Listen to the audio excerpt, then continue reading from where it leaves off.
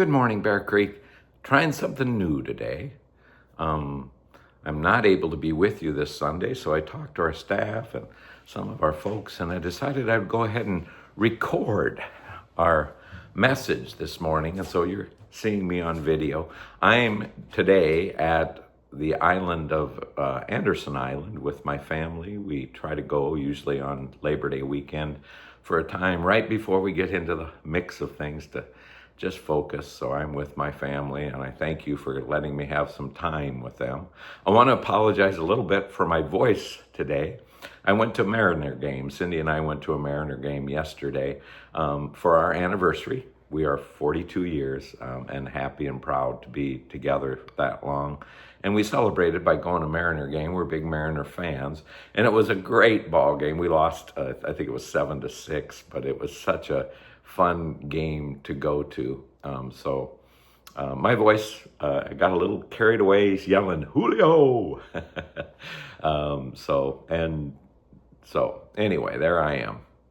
But I wanted to talk to you and preach to you this morning about this wonderful passage, one of the Psalms, probably written by David, to be honest with you. You know, David loved nature.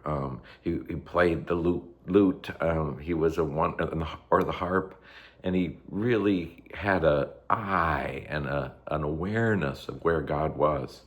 And he has these beautiful words, look up to the hills, right?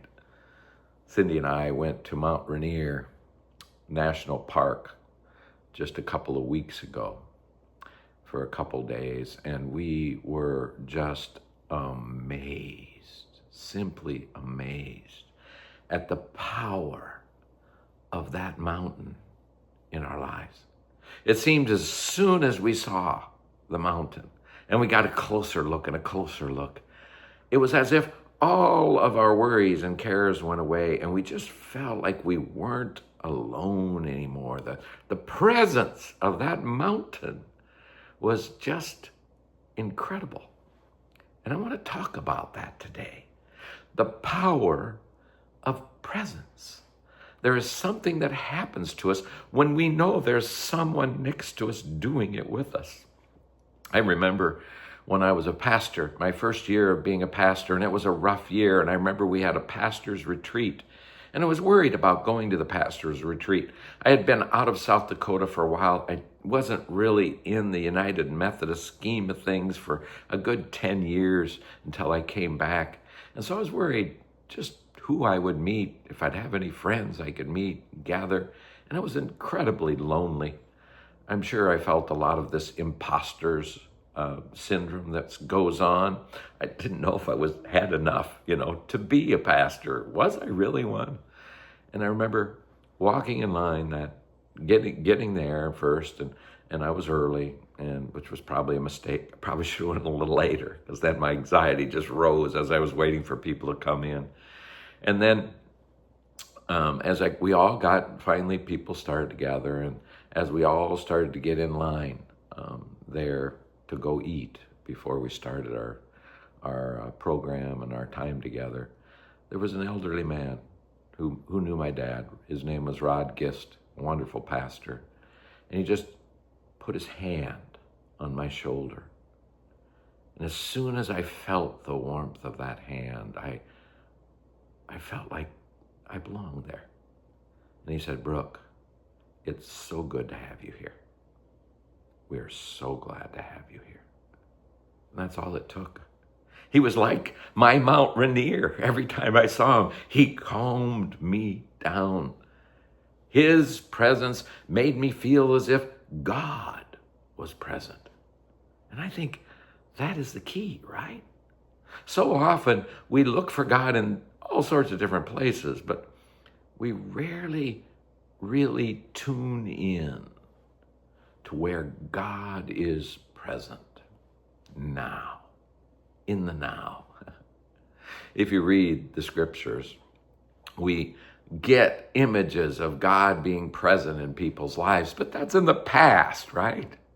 It seems sometimes we have a God of the past, but we don't. We have a God who walks right with us, who is present, who is contemporary. We don't have an old God. We have a God who is with us now. And one of the keys to really living a life afresh in God's world and allowing God to be a part of us is we have to retrain our eyes to become aware, to be conscious of God's presence in our lives, right in the here and now. Every morning, I get up and I make a cup of coffee. And as I make that cup of coffee, I take the cup and I hold it in my hands. And I think about God's warmth. I think about God's presence in that cup, touching my hand and warming it. When I go to Mount Rainier and I see the beauty up there, I don't just see the mountain, I see God's presence. But I also look, instead of all the way up, I sometimes look down. And I may see, if you looked at the picture of our bulletin this morning, a bird there in the midst too. And that bird singing is also a reminder of God's presence in my life. Take this advice from me today. Get a journal and start writing down ways that God is present in your life right now. Be creative. I did this one time with a bunch of junior high kids, middle school kids. We were out at a camp and we were looking at the river, this stream there in the Black Hills. And I said, let's come up with as many images or thoughts about how God's qualities are that we see in this river. Look at this river. Let's contemplate it. Really look at it today. And let's see how many characteristics are in this river that are also in God. And I could not believe. We came up with 32 different aspects of that river that reminded us of God. God's renewing power in the river and how it turns life. God's attractiveness of life that brings life together. The river brings life too. It was so fun. I still have that list. And I encourage you to do something like that this week. Take a walk and just ponder. Where do you hear, see, taste God's presence in our lives? You've heard me quote this Elizabeth Barrett Browning poem before, but it's one of my favorites because I think it's so key to who we are. Earth's crammed with heaven, every bush afire with God, but only those who see take off their shoes and listen. The rest just sit around and pick blackberries. The contemplative life, the life of a Christian, needs to be about taking those shoes off and listening for God's presence in our lives. I remember years ago, there was a family in my church in Mitchell, South Dakota, their church too, God's church in Mitchell, South Dakota. And they had just lost their son in a terrible shooting accident. Oh, it just ripped their family apart. And I remember talking to the mom. And we had had a wedding for the older son. It was 4 or 5 years later. And I was a part of that wedding. I was officiating. And afterwards, I noticed she kind of left the reception area. I went out to just see how she was, and she was walking, and she stopped at a ridge there, and there was the sunset. And she was just crying. And I went up to her, and I asked her what was going on. And she said, Brooke, for so many years after Brian died, I couldn't see color. It was as if the grief just took it away, and that color was God. I just couldn't see God's presence. Every day I would go take a walk and listen. And as all I saw was black and white. That's all I heard was black and white. But just recently, as I've been walking, I finally took enough time just to sit and look out at the sunset.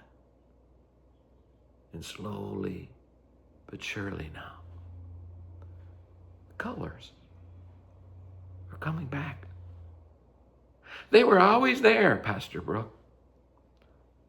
But I couldn't see them. The grief just got too much in the way. I'm so thankful I kept looking and looking in new ways to where God was present in my life. I knew the colors were there. I just had to keep looking for them. Keeping on. Cal Raleigh, as you know, is a Mariner. He's the catcher who's been hitting home runs left and right. He has 50, the most home runs by any catcher in history of baseball. Cal Raleigh, and still got 30 games to go. Can't wait to see what he's going to do. But I was listening one time to a podcast about him, and he had a coach that was talking. And the coach was a coach that had coached Cal Raleigh, and they had a little saying in their lives. They'd kind of come up with this, and it was just a little saying called, keep going. He said, Cal would strike out 4 times in the minor leagues, and I'd go up to him afterwards and said, Cal, you struck out 4 times. Keep going. Or he'd have a great game where he had 2 home runs, and I'd go up to him and I'd say, Cal, you hit 2 home runs today. Keep going. Keep going. Keep going. Keep going. Cal, we've got to send you down to the minors because you can't seem to handle it up here in the majors right now. Keep going.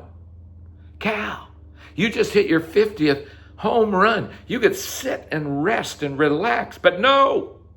Keep going. Bear Creek. We sometimes lose sight of where God is. We lose our awareness. We become blind. Our eyes cannot see. But that doesn't mean we don't keep going. Let's keep going. Let's keep at it. We've got a fantastic, amazing fall coming our way. And with all my heart, I want to say, let's keep going. Let's keep looking. Let's keep listening. Let's look both high up to the mountains, to the hills, and low to the ground where God is truly speaking to us. Let's keep going. And one of the ways that we can always practice God's love is by hospitality. Folks, on the 7th and the 14th is our homecoming, but the 7th will be the beginning of our fall schedule. That's next week. We have this opportunity to show God's hospitality to the world by inviting them to come to worship with us. We're not trying to twist their arm, we just want to help them see that God's sacred presence is with them too. And it's not about what you believe and how you believe it. It's just simply about keeping attentive to where God is. They can see it too. That sunrise, that sunset, those colors, they're for all of us. And I can't wait, folks, to keep looking up to the hills for God's presence. One last thing. Maybe, just maybe, if you think about it, that's what the church is. It's a Mount Rainier. It's a giant redwood that people who are in need, who are worrying, who are struggling, need to see God again. We are part of God's wonderful hills of love. Have a good day. Thank you for giving me this weekend off so I can be with my family and refreshed again. I hope this worked. And I want to thank Paul and Kari and Bathsheba for leading the way here today. Appreciate it. All right. Have a great day. And all the people said, Amen.